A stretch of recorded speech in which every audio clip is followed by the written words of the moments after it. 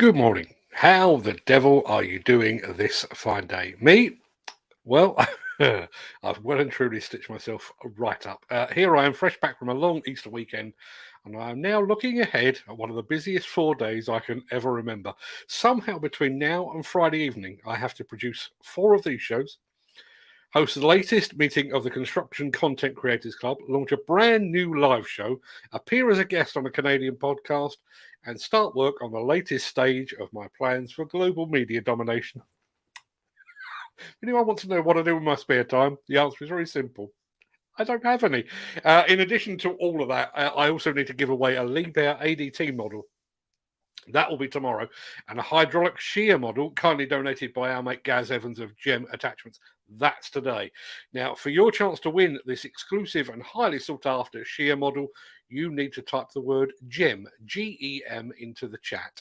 And just to make life really easy for you, that's what you need to type. Type that into the chat and we will draw a winner at the very end of the show. Now, without further ado, let me roll the intro, post the question of the day, and get this show on the road.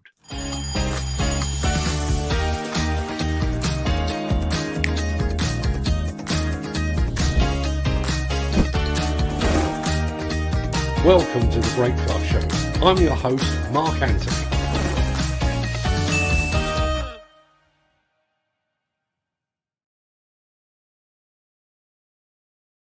Somehow it is Tuesday, the 11th of April. Welcome to the Breakfast Show. I am your host, Mark Anthony. In today's show, Komatsu even shows off the latest addition to its wheeled excavator range. Volvo shares its ConExpo recollections. Caterpillar puts operator training in the palm of your hand. And is this the best equipped service van you have ever seen? Plus, as I've already said, we're giving away an exclusive Gem Attachments shear model. Just type Gem into the chat down below. You can see exactly how to do it. GEM into the chat, and we'll be drawing that prize at the end of the show. But first, let's see who among the rich and the shameless will be celebrating a birthday on this day of days. Happy birthday! And we've had 5 entries into the competition already, which is a good start. Plenty of time to go yet. Many happy returns today to actress Jill Gascoigne, radio DJ, whispering Bob Harris, and to Neville Staple from The Specials. Bumped into him in Camden High Street once.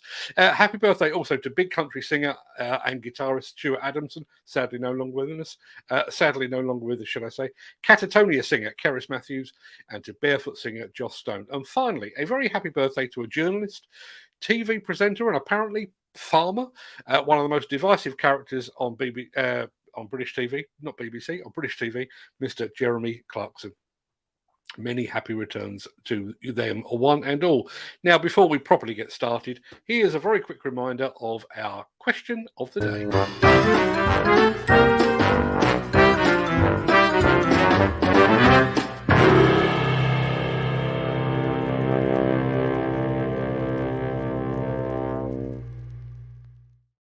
Yes, how did you spend your Easter weekend? Tell you how I spent mine. Teaching myself a new video editing program, which I will explain something else that's coming up in a day or two's time, but I'll get to that in just a moment. But first, let's start the show properly, shall we?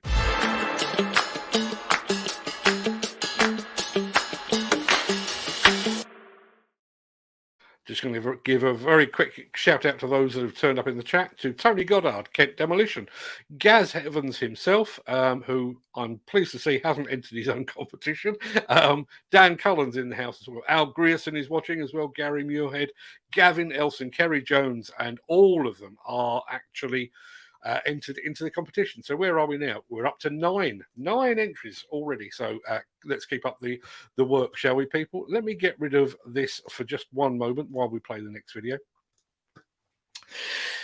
It's confession time, and I have to admit, I was wrong. For years, decades even, I have viewed the wheeled excavator as, second class. The excavator, for those that don't really like excavators, not an actual hydraulic excavator, but the hydraulic excavator's idiot cousin. I don't know quite what changed my mind. The JCB Hydrodig? Possibly. But personally, I think the turning point for me was doing this show and hearing about the operational benefits of a duck from real-life duck owners and operators. And now I have to admit, I'm something of a convert.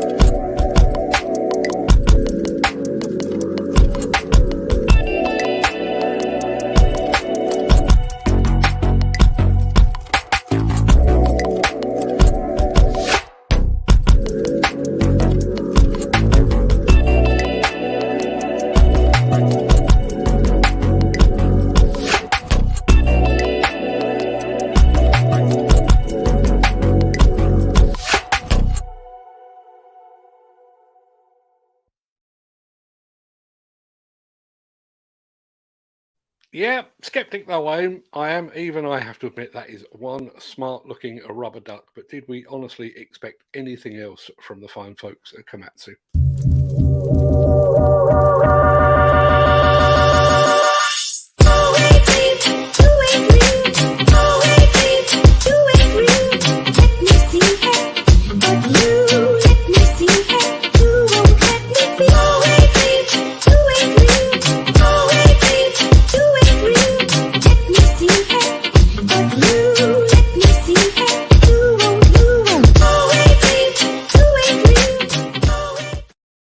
We're up into the double figures on the competition, people, but don't forget, type GEM, GEM, into the chat for your chance to win an exclusive, excuse me, an exclusive model from our friend Gaz Evans. It's a shear, mobile shear.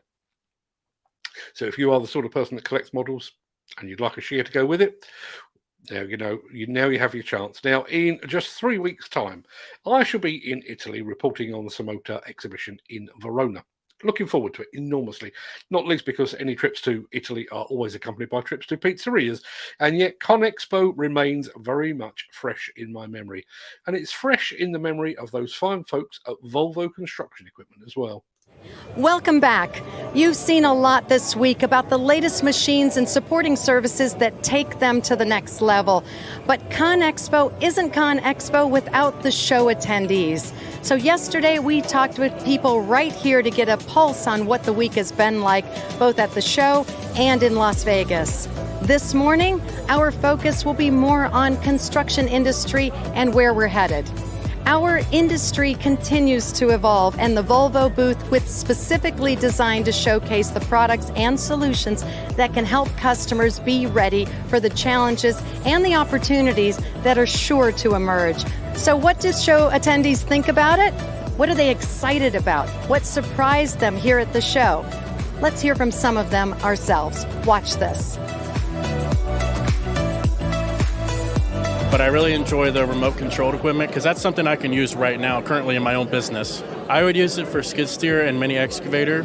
We do a lot of retaining walls back home, so somewhere to be that you don't have to be in the machine, and that could be another person as well added to the crew.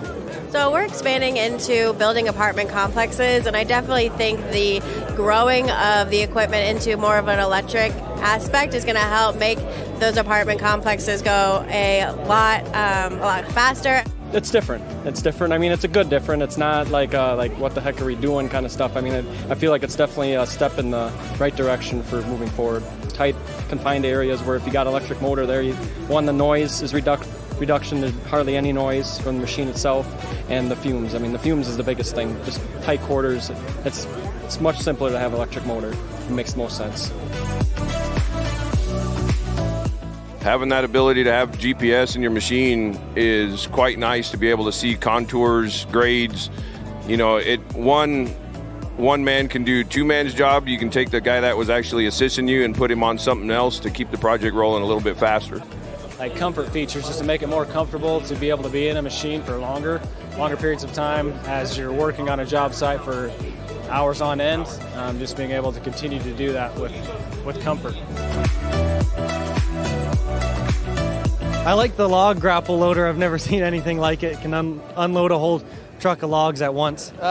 This gigantic wheel loader right there. I'd like to drive it out of here. I'd like to go down Main Street. It was smooth, it was quiet, it was different, definitely state of the art. I guess my biggest thing would be having a diesel and that side by side, and just to see how it performs all day, seeing how often you have to charge it versus fueling it, that kind of thing. The shoot up between the two is a big thing for me as an owner operator. So is maintenance too. Seeing what the maintenance cost is, the initial cost. I mean, that kind of plays a factor into my opinion. But if it's all kind of the same, then I would say electric's probably in the near future here. Really, really interesting to hear the different perspectives of booth attendees. I know ConExpo and ConAg 2023 is in full swing, but it makes you wonder what new machine concepts or groundbreaking solutions we might actually see at the 2026 show, and for that matter, beyond. Really looking forward to it. I'm Linda Cruz. We'll be right back. Yeah, nice work, Linda. And I'm looking forward to 2026 as well, assuming I make it that far. The Volvo stand was unquestionably one of the big draws at ConExpo 2023, and the team there have every right to look back at that show with considerable pride. Now, going to throw up a very quick one. Our friend Peter McKenna is currently off sick again. I'm sad to report, but he is actually watching over on YouTube. And speaking of YouTube, at some point, probably by close of play today, or maybe a little bit after, the Demolition News YouTube channel will hit 70,000 subscribers. Lord alone knows what happened last week, an absolute surge in uptake over there. But pleased to see that our friend Peter McKenna is actually in the competition to win the attachment model from our friend Gaz Evans. We've now got 12 entries over there. So if you are looking to win yourself a gem model, then please type the word gem into the chat right about now. We've got a couple more films and then we'll be doing the big prize draw. But before we get to that, let me roll one of these.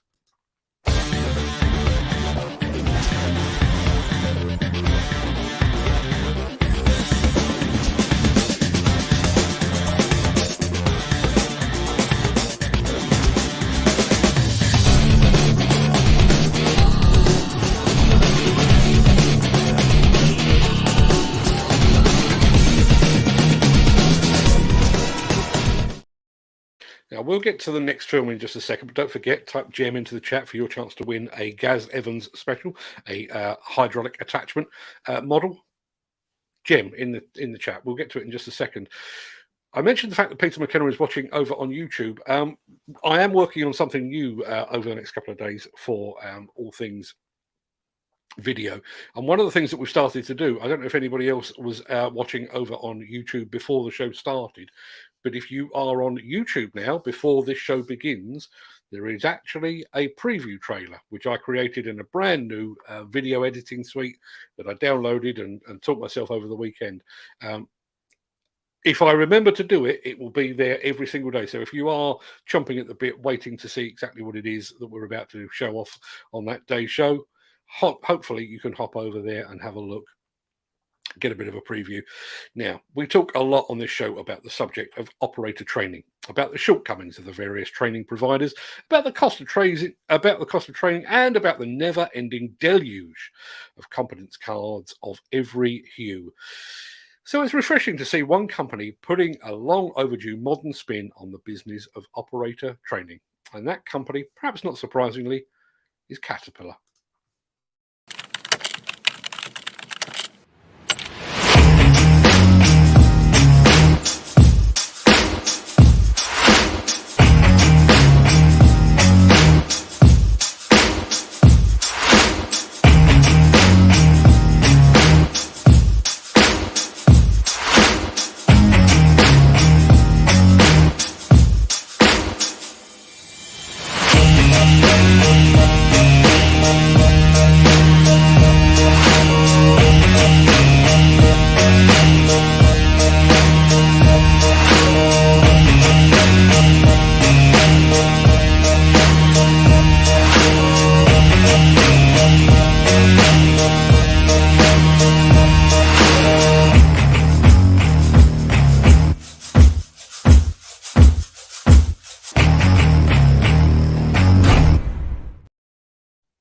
Yeah, I'd like to have a chat about that one in the chat after the show, if you can spare the time. Now, I'm going to roll this and I'm going to do a very quick reminder on the competition for the day. Since the finance bill came into effect in April, the construction industry has seen a surge of fuel thefts. The rising cost of living has placed an additional risk of theft by employees and contractors, as well as opportunistic thieves. By using diesel dye and placing warnings of its use, you are sending a clear message that this is your fuel.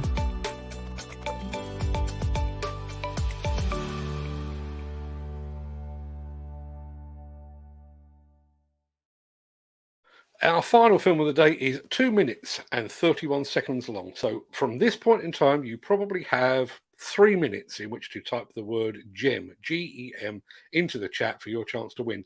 I'm going to have a very quick look. I can tell you that there are currently 13 entries to win the Gaz Evans, not a rotor, it's a hydraulic shear model. It's kindly provided by Gaz Evans at Gem Attachments. You got 3 minutes to enter GEM into the chat. And we will be doing the draw immediately after the following film. Now, let me see. Yes, I know what I was going to say. One of the things that I love to watch on YouTube is so-called van life videos. Hip young things abandoning the rat race to go and live a nomadic and off-grid life in the back of a converted van. I realise I'm neither young nor hip, but I do like the idea of that minimalist lifestyle where you have everything you need, but nothing more. Everything in its right place, which is probably why I like this so much. Here we have regular size Ford Transit, which we built as a service van. The key idea was to save as much trunk space as possible, but at the same time we wanted to have electricity, compressed air and high pressure water on board. Here in the corner we utilized the dead space for placing hydraulic generator and compressor since they are compact. Their power to size ratio is excellent. Here at the bottom we have hydraulic compressor. It is Dynaset HK450 model, which is piston compressor. It is good for pneumatic tools, cleaning, filling tires and such.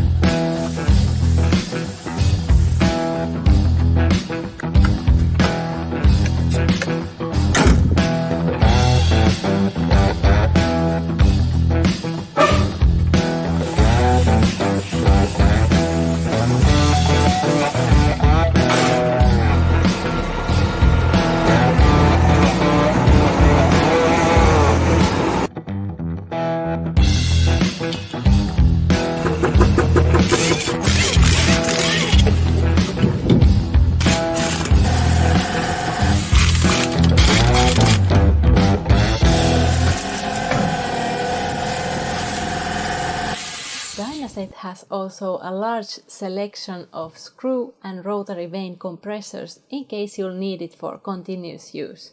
If you would like to know more about the equipment, leave your question to a comment section or check the links in the description. Remember to like and subscribe. We'll meet you with another video. Have a great day!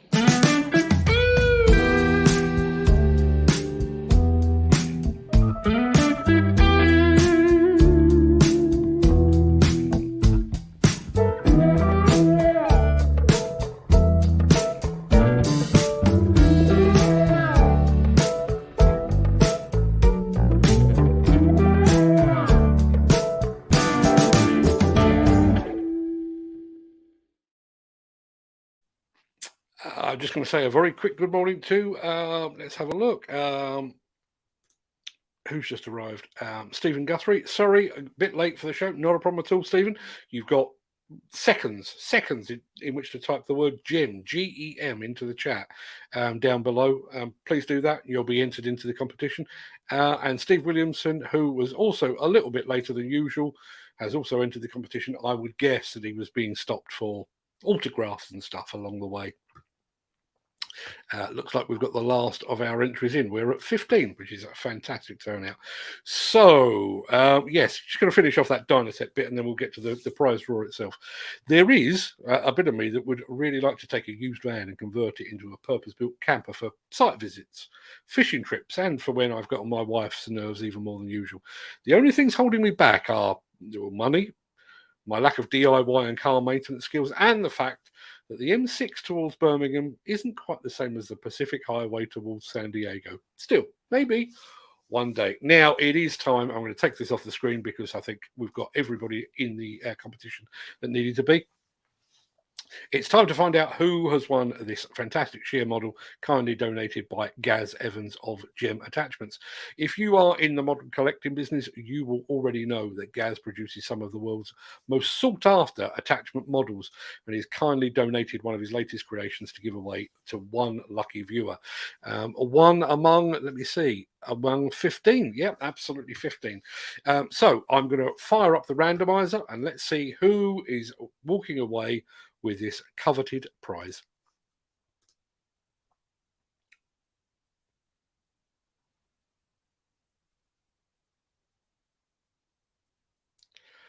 Kenneth Hatcher. Seems only appropriate given that he was the first in the on the show this morning. Good morning, Ken, and congratulations. You have bagged yourself another prize. Many thanks indeed for everyone that took part. Unfortunately, that's the way these competitions go. You please one person, you upset another 14. But Ken Hatcher, you are today's winner. I've got your details. I'm fairly sure I will drop them over to Gaz Evans because Gaz is going to send it to you direct. So hopefully you should be getting that in the next few days. Now, don't forget, tomorrow we will be giving away an even bigger model. I'm not going to say it's better, but it is definitely bigger. We have a Liebherr TA230 ADT scale model. I reckon it's about 100 quid's worth, and it will be up for grabs on tomorrow's show. You won't want to miss that one. So let me roll out one of these. Sorry to interrupt the guy with the funny glasses, but if you're enjoying this video, please hit the like button as it helps our channel. Or, better still, share this video with a friend or a colleague. Thank you. Right, back to Beardy. Ken Hatcher proving to be a very popular winner. Al Grierson says congrats. That is Peter McKenna, who is deeply upset by the looks of things. And Dan Cullen says, well done, Ken. Yeah, well done indeed. Don't forget, tomorrow, Liebherr TA230 model will be up for grabs. This, or that, should I say, pretty much wraps up the main part of this morning's show. I'm going to roll the outro in just a second before leaping gazelle-like over into the chat to see what you're all saying today. If you can't stick around for that, then please stay safe. Look after yourself, your family, your friends, and your colleagues. Have a great day, and thanks for watching. But if you do have the time and the inclination, please stick around for the crack.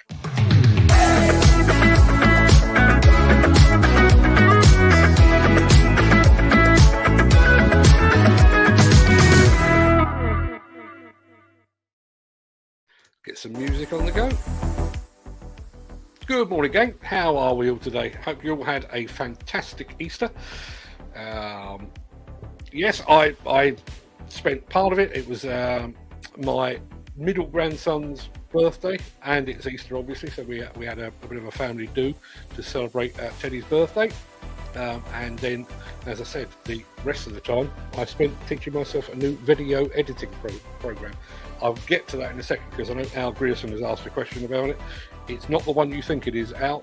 I'm going off in a completely different direction for reasons that I will explain in the very near future. Now, he was first off the mark this morning, and he was also our competition winner. Good morning, Mr. Hatcher down in Welsh, Wales. Thank you very much indeed for joining us. Here's my mate Gary Muirhead. Good morning, Mark. Good morning, guys. Good morning to you too, Gary. Oh, excuse me. Too much coffee this morning. Jim Turner's in the house, and Jim also enjoyed the tune behind that Komatsu video, which I thought was a little bit weird. I actually thought my headphones were going wrong at one point because there was a lot of silence in there. But I have to say, once it got going, quite like that as well. Jim Turner says he had a lovely Easter, glad to be back at work for a well-earned rest. Yeah, I kind of know how that feels. Jeff Pinion, my apologies, Jeff. I didn't say good morning to you earlier. Didn't see you come through the chat, but good morning to you. Thank you very much indeed for being here. Tristan Mays, our friend over at cranehub.net. Good morning, Mark. Hope you had a good Easter holiday and didn't want too many chocolate eggs. Yes, I did have one or two, which I will probably regret, but yeah, once a year. Although I did do it over several days, so it's more than once a year, I guess. Tony Goddard's here as well. Morning, Tony, over on LinkedIn. Thank you very much indeed for being here. Oh, we've already had that one. Lots of entries today. As I said earlier, I know Gaz Evans' models are very, very popular indeed. So really, really delighted he could put one up for grabs for us. Mark Whiting's in the house. Morning, Mark. Thank you very much indeed for being here. Our friends down at Kent Demolition, the Paget family in all their glory, didn't win this time. Would have been nice for a model to go to Kent Demolition because, you know, it seems appropriate. Demolition company with a sheer model. But Ken Hatcher beat them to the punch. There is the maker of the model in question, Gaz. Good morning, Gaz, and thank you very much indeed once again for donating that model. I'll get you Ken's details as soon as the show is over. There's Dan Cullen saying, top of the morning to you. Top of the morning to you as well, Dan. Christ knows what that accent was, and I apologise to anybody that happens to be Irish. That was a That was a travesty. I will never do that again. Al Grierson, I'm wondering if Al is back from the wilds of Barcelona, back in Luxembourg. I'm not absolutely sure, but good morning to you, Al. Thank you very much indeed for being here. Dan Cullen says, morning, one and all. Hope you had a wonderful weekend with family and friends.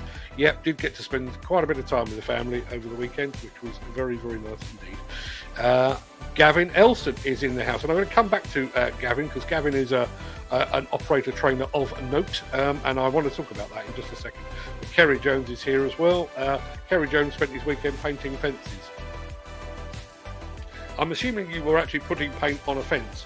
You weren't at an easel painting pictures of... Never mind. Pretend I never said that. Gavin Elson entered the competition as well. Question today, just relaxed, watched a few movies, watched a documentary on the fall of a prominent family in USA over deaths being covered up. That sounds like my cup of tea, Dan. Let me know what that one was. I'll give that a viewing. Jim Turner says, happy birthday, Jeremy Clarkson. Best thing to happen to farming for a very long time as far as the media is concerned. It is interesting, I always think, when... Let's face it, Jeremy Clarkson is a divisive character, and he is also predominantly, I guess, a TV farmer, and yet he has given the farming industry far more coverage than pretty much anyone in the last 20 years. Bizarre, that, isn't it? And I guess if it does actually bring some focus onto some of the issues that are facing farmers, then maybe that's not such a bad thing. As I said, Jim Turner did like the tune behind the Komatsu video. Gary Muirhead got to spend some time with the family. Quite right too. Why isn't that one displaying? Ken Hatcher washed and polished the car, done a shed base as well, and I'm off today. May cool down the mint for a coffee. Back to work tomorrow. Felt like it came round. When I closed this show on Thursday last week, you may recall I was supposed to be going to Wales. It didn't come off for reasons I won't bore you with. So I literally had Thursday afternoon, all of Friday, all of Saturday, all of Sunday, all of Monday, and I had this great expanse of nothing stretching out ahead of me, for which I was extremely grateful. And then literally woke up this morning. It's like, Jesus, did that even happen? Been and gone in the blink of an eye. Peter McKenna is watching over on YouTube because Facebook is playing silly buggers, as it so often does. Say hello to the guys for me. I'm saying hello to the guys right now. Good morning, guys, from Peter McKenna. Another of our entrants today, Mantis Umbrasus. Please, if I'm saying that wrong, let me know. But he was here as well. Thank you very much indeed for joining us over on LinkedIn and entered the competition as well. Al Grierson, question of the day. What did you do over Easter? Easter egg hunt for the Weans and dinner with the family. Sounds like time well spent to me. Let's have a look. Don't agree with the guy on electric machines as the electricity is on its legs. Not sure about that one.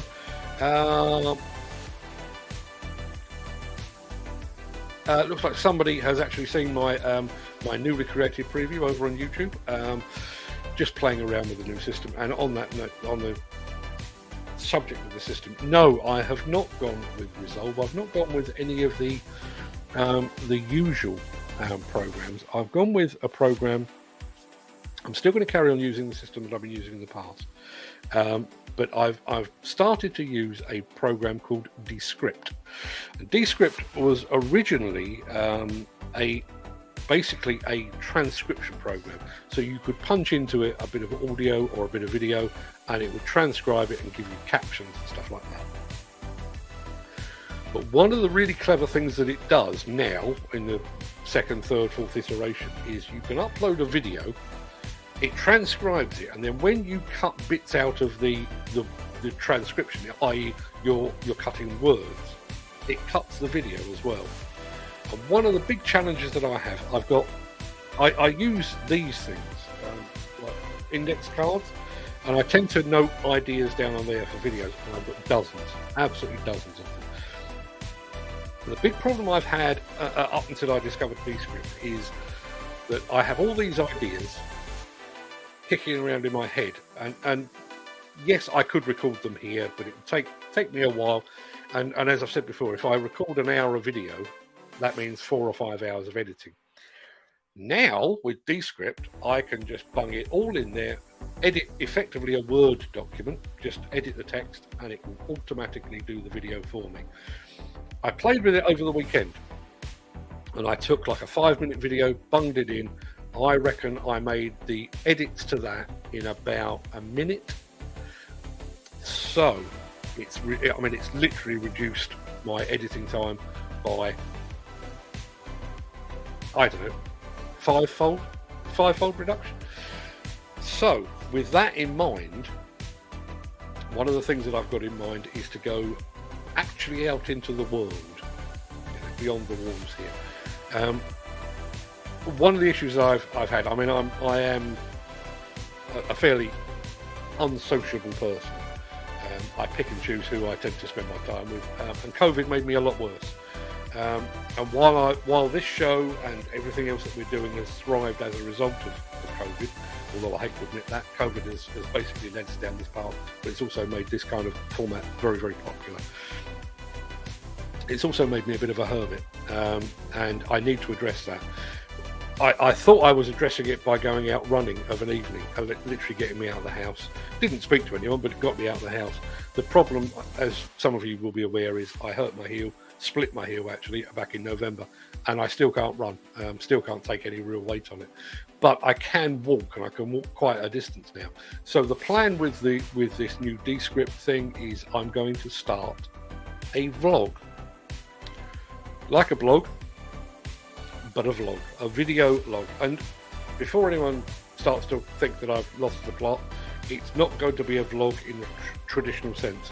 The way I see the vlog, and I'll explain more when we've recorded the first one, which will be this week. All it is a format. That's it. See, I write articles still. I record videos like this. I do audio podcasts. All of those are formats, and they all suit different purposes. My feeling is that a vlog will suit another purpose. So my plan basically is to hook up the phone, or the camera rather, and the microphone, just go for a walk, and just do stream of consciousness. Excuse me 1 second. Stream of consciousness, getting these creative ideas and story ideas out of my head and onto tape, as it were. Punch the whole lot into this fancy new program of mine, and then go through literally of an evening and chop bits out and rearrange things, and there's my vlog. That's the plan. I don't know, I've got loads of subjects, one of which is why I'm doing a vlog in the first place, but I also want to do one on mental health. I've got another one in mind about plant theft, which is something that's been troubling me for 30 years or more, and I'm going to get to all of that. So watch this space. We'll be doing one of those very, very soon indeed. Let's have a look. Dan Cullen says he secured tickets to go and see Mickey Flanagan in London in May. Fantastic, congratulations. I know they were very sought after, and Mickey Flanagan is one funny guy. I'm sure you'll have a great time. But Mark says, Peter McKenna, CAT are the ones that have the wrong information in their operators' manuals about travelling uphill in an excavator. Is that true? Can that possibly be right of the mighty Caterpillar? This is the first I'm hearing about it. If anybody knows any more about that, I'd love to hear about it. Mick Norton is in the house as well. I know Mick entered the competition, was unlucky this time. Jim Turner says, it wouldn't take much for an electric mini digger to be designed with a small diesel engine that can cut in to charge it when the battery gets low. Surely something like a small hats that mixers have would be man enough to charge it, and a small engine could easily be kept quiet with a decent exhaust. All true, but diesel. It goes back to the conversation that we had. I'm going to come back to operator training in a moment, I promise. It goes back to the conversation we had about, here is an empty field. It is an empty field that you can stroll through to your heart's content. The day we designate that as a construction site, you need high-vis and boots and hard hats and everything else that goes with it, because it's easier to put a blanket ban in place rather than being selective and allowing people to make their own sensible choices. So with Jim, I totally agree, 100%. Let's face it, we've had donkey engines for years. Why the hell not on an electric machine? The problem is it's easier for governments and legislators to say, diesel engines, stop. Just stop. Don't care what size they are, don't care what purpose they serve, stop. Don't do them anymore, get rid of them because we have something new in town. Do we really? I wonder. Al Grisson says, I like that van life more than the posers on YouTube. You and me both. Very envious. If I had my time over again, would I do the van life thing? Probably not. Although I have to admit, as I've already said, quite antisocial, unsociable, one of those. And I do like my own company. So the idea of spending my time alone in a van wouldn't bother me in the least. In fact, I'd quite enjoy it. As I say, one of the issues that I have is the fact that if I were to use a van like that here in the UK, what are you going to get? 6-7 weeks being able to use it in decent weather? And the landscape, listen, there's some lovely bits of the world. Love Scotland, love the Lake District, love Cornwall, and all of those sort of places. But it's not the wilds of Wyoming, is it? It's not New England or the outback or Canada, any part of Canada. So there you are. Now I'm just going to rattle through these very quickly. Steve Williamson is in the house as well. Morning, Steve. Stephen Guthrie is here as well. Dan Cullen does have a nickname. Dan is Mr. Groups. Peter McKenna. I feel bad for saying this, Peter, and I realise your health is an issue, and I don't like to kick a man when he's down, but I think we're going to set you up with your own nickname, and that nickname henceforth will be Sick Note. Hope you don't take that personally, but you are Sick Note from here on in. You asked, and listen, I can't let a man down. Now, I mentioned earlier, I'm going to get back to Peter McKenna. Didn't get any Easter eggs. Kept hinting about the Reese's egg only being £5 when all the other ones were £8. Just not right, is it? Mark, what was that accent? I think if you're referring to the Dynaset video, that would be Finnish, I believe. We're interested in writing for the man, still working. At 76, 55 years in the same quarry. Yeah, we were talking about that over in the WhatsApp group. That's quite an accomplishment, isn't it? Question of the day. We've got a few sheep due to lamb, so been kipping in the caravan all Easter to be on hand if they need any help. Had some fencing to do, things to pick up, a new hay rack to build. Thinned a few rats and crows out too. Well done, that man.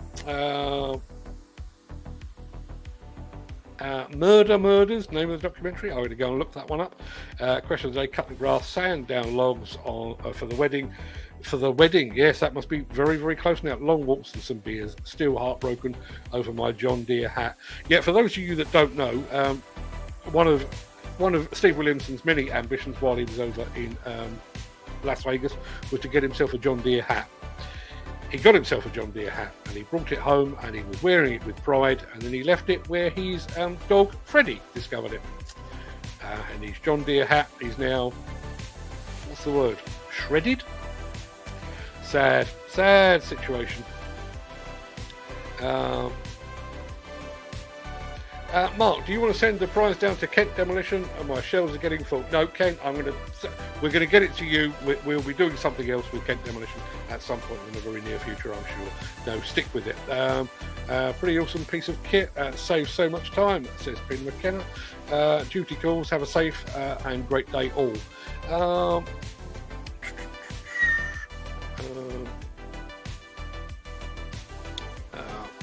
Peter McKenna is now back on Facebook. Travelling uphill depends on the manufacturer. We always follow manufacturer guidelines. There is best practice, he says. And I'm going to stick with Gavin. One of the things that occurred to me watching that Caterpillar video, when I was a kid, about 1,000 years ago, and I was at school, pocket calculators had only just been invented. I know that will be hard for some of you youngsters to believe, but they had only just been invented, and they were banned in schools. And I did have a school. There was a kid in my class who was Japanese, born in the UK, but his parents were Japanese, and his dad used to go on to Japan on a fairly regular basis. And this sneaky little so-and-so actually had an early Casio wristwatch that had a calculator built in, and all of us kids knew, the teacher didn't. So this cheating little swine could do his maths in class with a calculator on his wrist. Let me get rid of this so you can see my wrist. Yes, he was working away like this. With the passage of time, we have accepted the fact that pocket calculators are not the work of Satan, and that they are a perfectly reasonable thing to have in a classroom.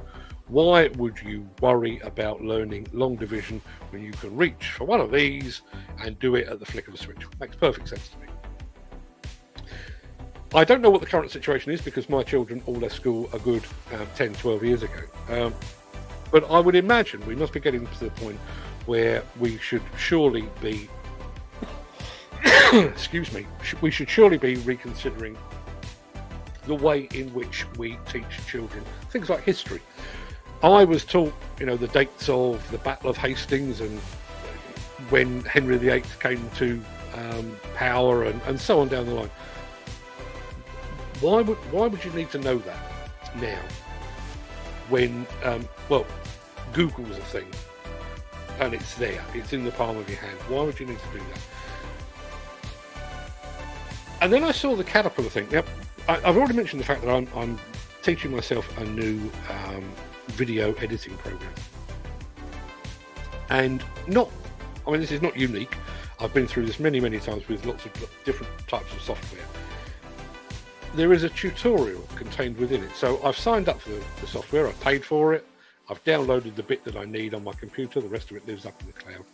And then when I started using it, it said, would you like a tour? And I said, yes, I would very much like a tour. And it was showing me, here's how to cut a piece of video. And it asked me to cut a piece of video before it allowed me to move on. It then, would you like to add music to your clip? Yes, I'd very much like to add music to a clip. It showed me how to do it, and then I was required to find the music, put it on the clip, shorten it, fade it out, and then it allowed me to move on. Bearing in mind the fact that we now have these, and we have advanced, effectively iPads within the cab of a machine, and I'm throwing this out. I'm throwing this out partly to Al Grieston, who is a teacher and probably has something to say on all things teaching, but I'm also throwing this out to Gavin Elson. Should we not for everybody perhaps, but should we not have built into an excavator? Let's take excavator as an example. So we get a new operator. Now they may be a rookie who has never operated before, or even somebody that's operated for many years, but this is their first time on. Let's say it's a Volvo excavator. So you get in, and obviously you have to set the thing up for your own preferences and set your flows and your rates and all the stuff. And it then says, right, okay, we're now going to take you through a tutorial. Regardless of your experience, take you through a tutorial. This is how you do this, and it requires you to do it. This is how you do that, and it requires you to do that as well. Is that beyond the wit of man? Would that be a good thing? I'd love to hear from you. As I predicted, Al Grierson says, those things do change over time. My wife is a history teacher. So, with that in mind, Al, do the children in the schools of Luxembourg have to learn notable dates, or do we all just assume that the children in question can just reach for a mobile device of some description and just find the dates? Love to hear from you on that. JCB has already done that on the new 3CX, which either proves that great minds think alike, or that I don't pay enough attention.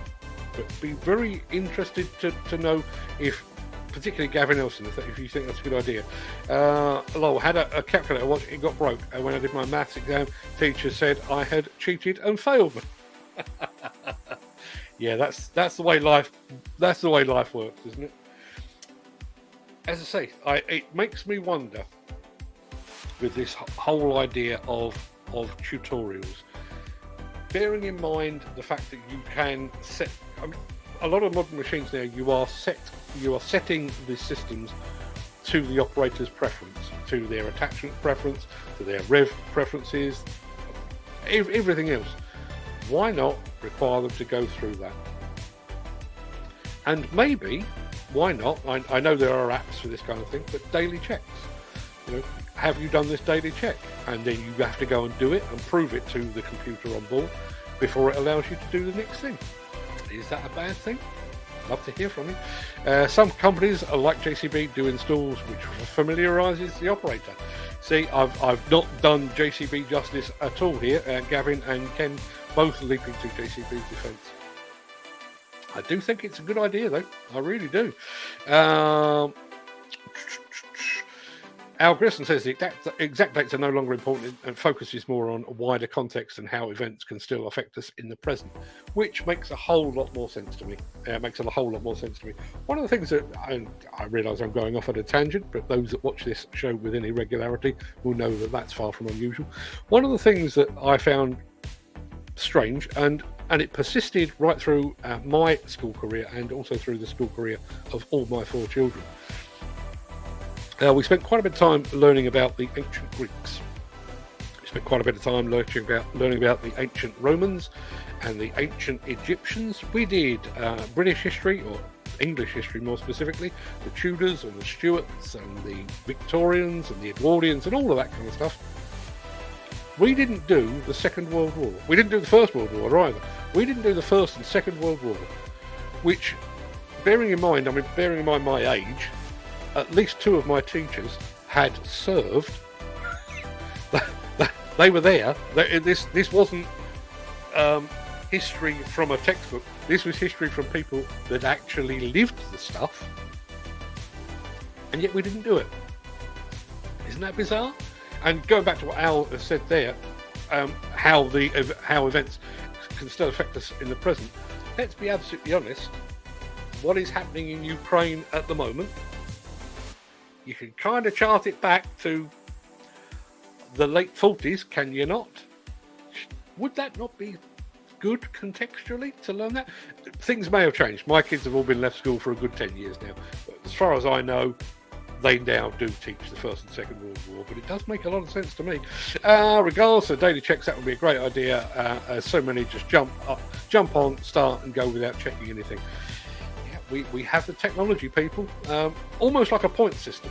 You know, you have to do this. There's a tick that the computer would recognise. Do that, the computer would recognise it. Do that, the computer would recognise it. At which point you are free to go. 9/11 and the war and the Iraq War are part of the final year syllabus now. Made me feel old. Yeah, well, I'm delighted to see that. But it is, what is it now? 22 years ago? Yeah, 22 years ago. And again, going back to what you were saying about context and shaping where we are today, why would you not?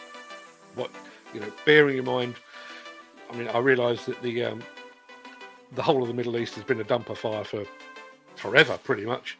But the current situation that we have in the Middle East, you can kind of trace it.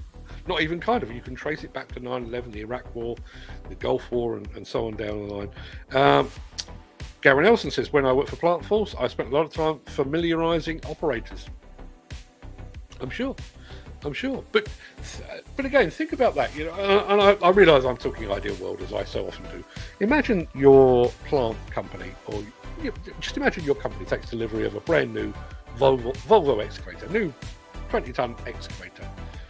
And on the day it first arrives on site, you have a familiarisation day, at which you have the 2, 3, 4, half a dozen operators that are likely to operate that over the coming weeks and months.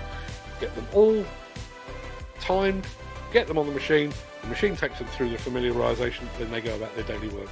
So when the day comes, when somebody actually phones them up and says, you're on the Volvo today, it's not, now, where's that knob again? How does that work? Where do I find that in the menu?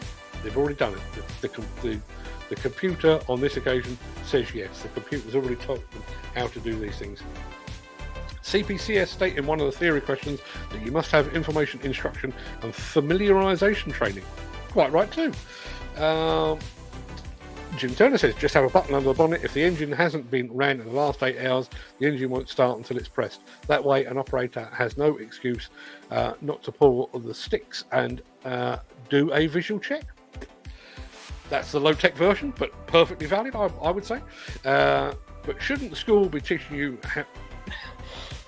excuse me, how to live life now, not how the past was lived? YouTube has so many history videos. If you want to learn that, you can find it yourself. I think I'm with Al on this. I think a lot of what we do today is shaped by what we did in the past. And I think figuring out how we got here from there, I don't think, I mean, I was not, never will be a history buff, but I do think context is everything. And I do think there's a lot to be said for that. But I will also say, I did, what did they call it? Office studies, I think it was called, when I was in school. So I was taught to type, which was part of it, which, not surprisingly, came in rather handy when I pursued a career as a journalist. But it also taught us, you know, how to lay out a letter. You know, your address at the top right, their address, next, left, date, yours sincerely, and you know, the layout and everything else.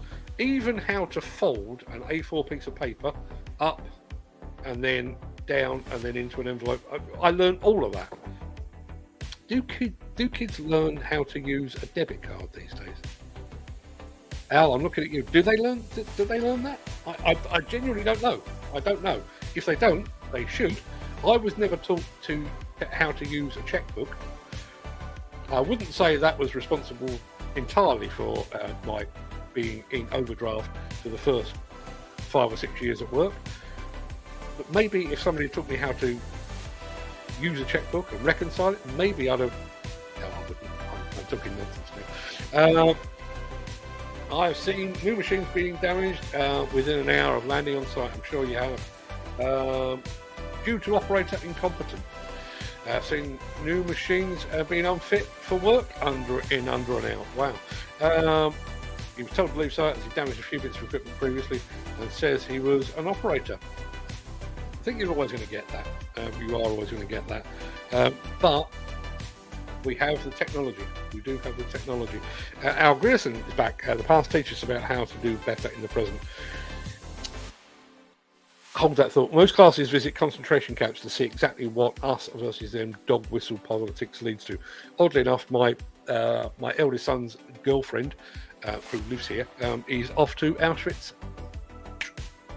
day after tomorrow. Can't say I'm envious. No desire to go there whatsoever. But I do think that them versus us. My only issue with that, the past teaches us how to do better in the present. You'd think by now we would have figured out as a race and as a society, wars are really, really sucky. Wars kill people, and by and large, do they achieve anything apart from a lot of death and suffering? No, not so much. And yet there we are, embroiled in one conflict or another, pretty much constantly throughout history.